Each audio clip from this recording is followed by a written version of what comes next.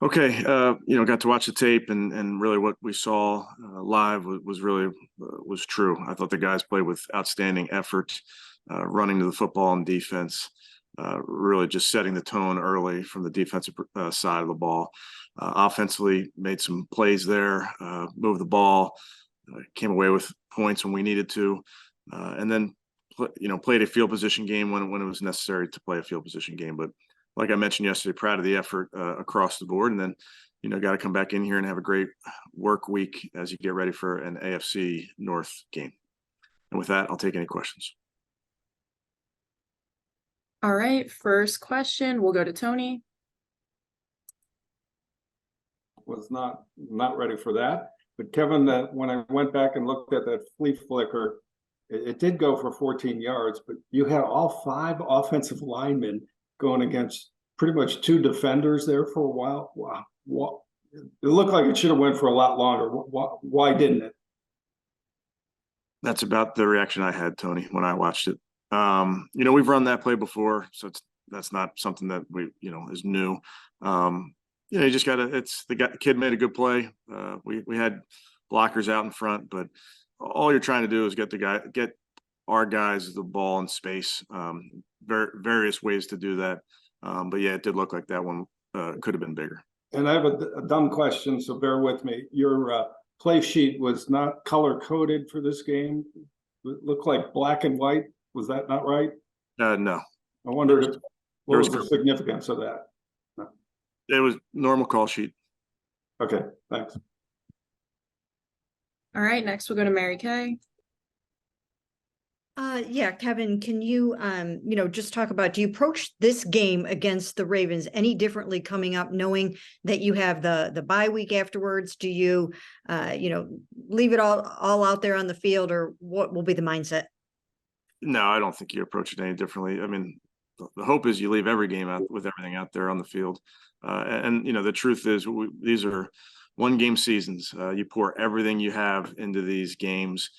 So today is about putting a bow on this last one and making sure that we tie up anything that the loose ends and get a great workout and that type of thing. Then once we're out the door, all the focus goes to Baltimore and putting everything we can into a game plan that we can have our guys go execute.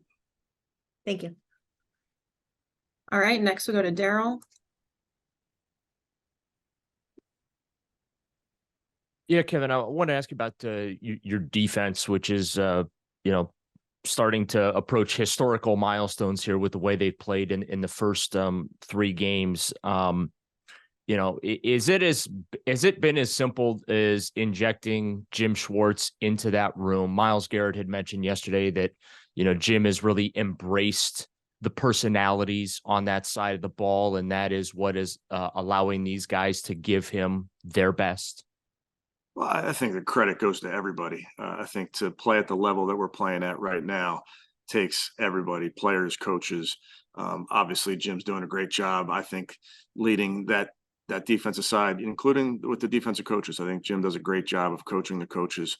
But I think it's everybody. I think you can go up and down the list of really from each room, the D-line room, the linebacker room, the DB room of guys that are giving us great leadership, giving us great effort, obviously, on game day. But I think everybody should share in that credit.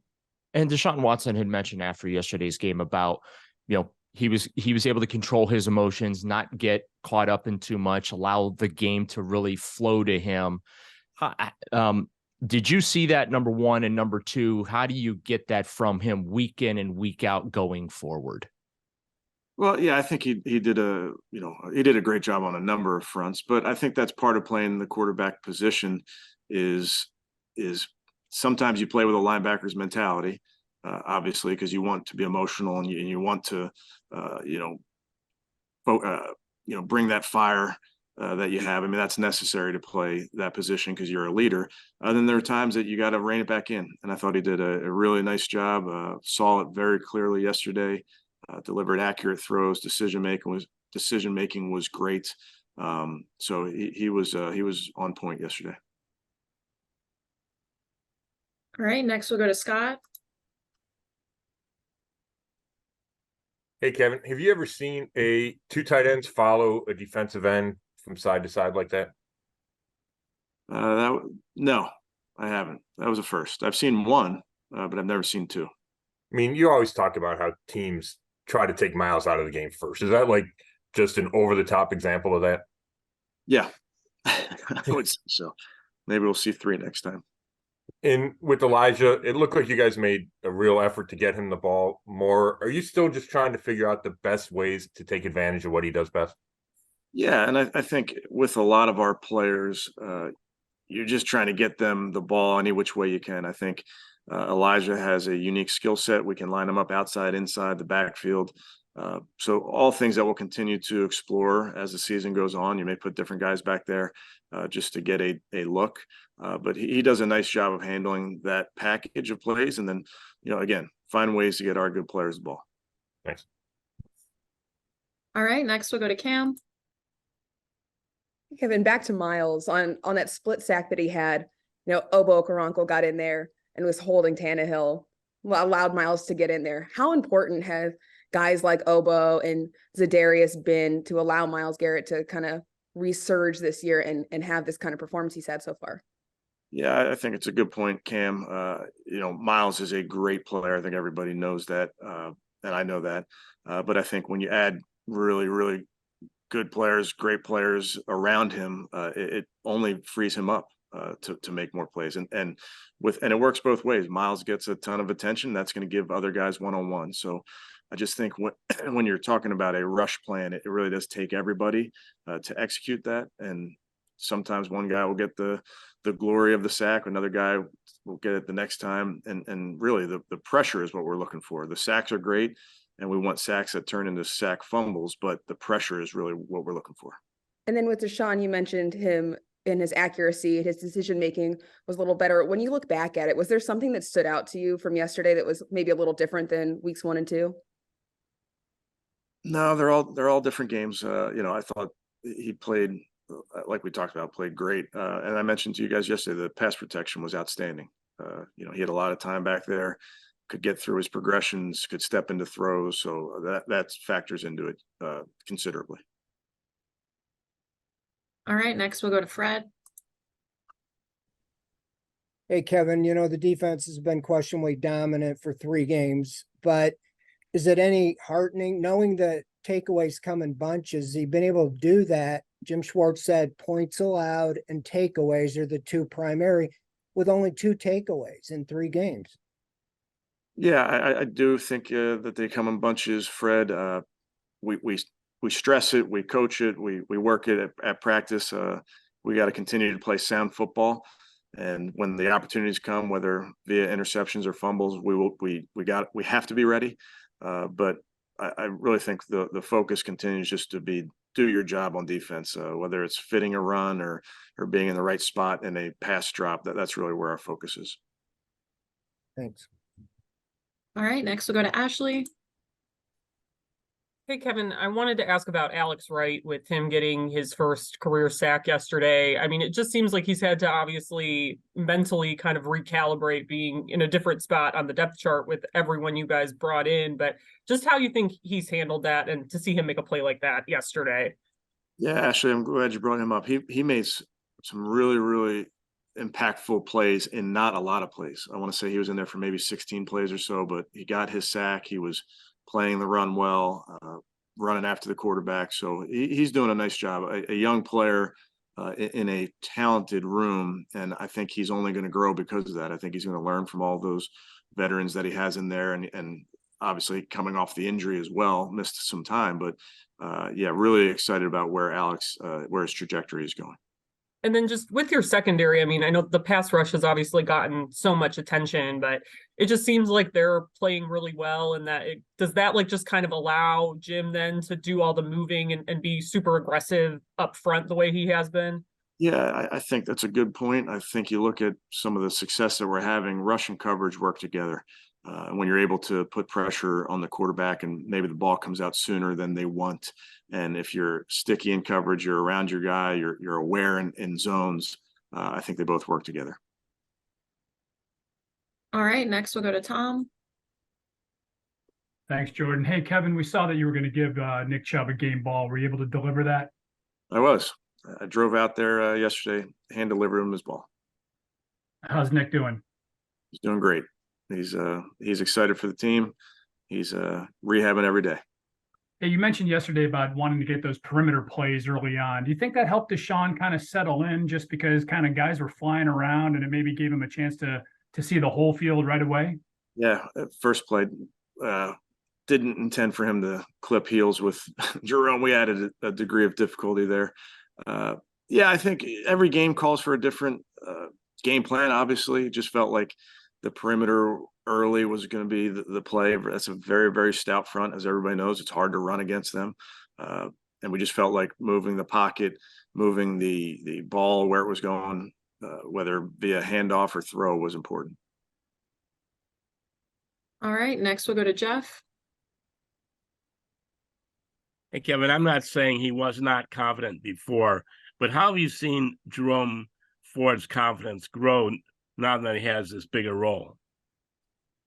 Yeah, I would just say young player, Jeff, that until you are in that position, until you get those carries and those touches, there's always going to be a party that is unsure. So I think for Jerome, put him out there in practice, he does it, and he does it well, and see the same thing in games. So I just think it's like any young player, until you've done it, you haven't done it. And I think now, he's really entrenched himself in a big part of this offense. Thank you. All right, next we'll go to John. Hey, Kevin, you mentioned yesterday after the game that you saw a look in your players' eyes on Tuesday of last week, the day after the game in Pittsburgh, and that you knew from that moment on that these guys were locked in quickly. The confidence was there. I'm curious, in your entire NFL career as an assistant coach, and even your time here in Cleveland and your time in Minnesota as an assistant, have you ever seen a team respond that quickly and locked in focus after such a heartbreaking loss and losing a guy like Nick? Yeah, I can't. I have a very short-term memory, so I don't. I'm sure there's other examples, and now everything's different. Obviously, losing Nick is different.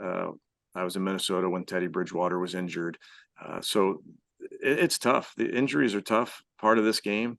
Any type of injury is a tough part of this game, but it's unfortunately it is part of the game. And really, the only thing we can control in those situations is how we handle it moving forward and how we handle our mentality moving forward. So, I make that point only to say it's not a surprise to me, because I know the people that are on this team. I know the coaches, I know the players, and I know that we have a determined bunch.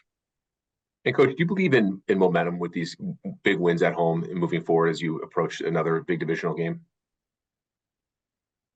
Yeah, you don't take the win with you. You don't take the loss with you. You got to get rid of it. Thank you.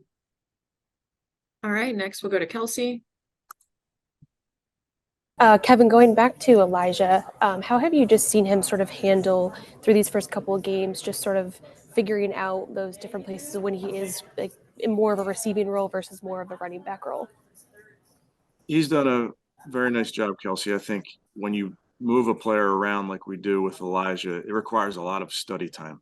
And obviously out on the practice field, we're moving him around and walkthroughs in practice, but you have to spend a lot of time with it outside this building. And I know he does. And I know Coach O'Shea and Coach Brownson spend extra time with him to make sure he's on point with every one of his roles. And then from a coach's perspective, when you see a guy that is so diligent about it, you feel like you can put more on his plate as well. All right, and we'll do two more. First one from Justin. Hey, Coach. It feels like during the course of an NFL season, we see players kind of hit that transitional game where they turn some things around. Do you think yesterday for Deshaun was one of those games? Do you expect that type of play moving forward? Yeah, I look at it a little bit differently. I think every game stands on its own. I think the work you put in is what's most important. So for Deshaun and for all of our players, the focus is going to be on our work week, is going to be on our process. And I think when we have a good week of practice, we put everything we have into it. That sets you up to have success on Sundays. All right, and last one from Tony. Okay, I guess it was reported during the broadcast that Sean has kind of been urging more empty formations. If that's true, the benefit of doing that, do you feel, is what? And also, is it an easier concession now with Nick not being on the field? You'd like your best back in the backfield, but now that he's not there, is it a little easier to go that way? Yeah, I would say we've been in empty a lot in over the course of time, especially in the last couple of years. That's a big part of what we do. Every game's going to call for a different game plan. So, not giving away trade secrets, but empty is a big part of what we do. Yes. Why is it? Why? Well, for various reasons. Obviously when you're in empty, you're passing, but trying to find completions clears the vision up a lot for the quarterback, clears up who's maybe blitzing. It's easier to see when you spread it out because the nickel, for instance, can't disguise as much when you're maybe in a tighter formation with backs in the backfield. Okay, thanks. All right, and we'll do one more from Mary Kay. Yeah, Kevin, if you wouldn't mind, can you just maybe elaborate a little bit on, on taking that ball out to Nick Chubb? I mean, did you go by yourself? Did you bring anybody with you? How did Nick respond to that? And can you maybe just share a little bit about that sort of special moment with us? No, I don't think so, Mary Kay. I think, and I say that, listen, Nick's a special person in this group, but I'll keep that one between me and him.